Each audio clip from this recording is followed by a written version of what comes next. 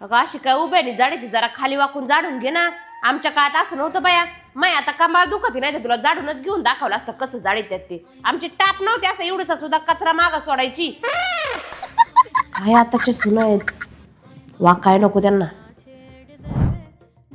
लेकिन एक सेकंड अगं जरा नीट फरशी पुस अख्खं पाण्याच्या फरशी तसंच. हा जरा पिळून घे ते फडकं. एखादं उलटून पडेल मग तू समाधान होईल. ते फडकं जरा पिळून घे. आमच्या काळात नव्हतं बाय सारवायची गरज होती पण जाडून बिडून घेऊन व्यवस्थित सारून घ्यायचो आम्ही एकदम प्लेन मध्ये.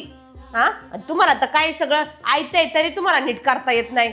काडीच्या कामाची नाही बाय तू. मीच जाडून येते मीच पुसून दाखवलं असतं तुला पण ते मानगाड दुखात आहे ना म्हणून. तेरा तो गेम बजाना पडेगा. बोलले इथं. और अभी तो रुको, क्लाइमैक्स अभी बाकी. अगं काय तो किचन वाट्या पसारा घालून ठेवलाय जरा घर तरी टापटीप ठेवीत जा.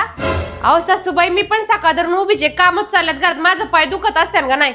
अगं तुला तरी आमच्यासारखी कामं नाही. आम्हाला रानात जाऊन मशीना गावात बिवा दारा बिरा सगळं काढायला लागायचं. आता मी सगळं करून दाखवलं असतं तुला पण ते गुडघं गेल्यात ना कामातून. नाही ते सगळं करून दाखवलं असतं तुला.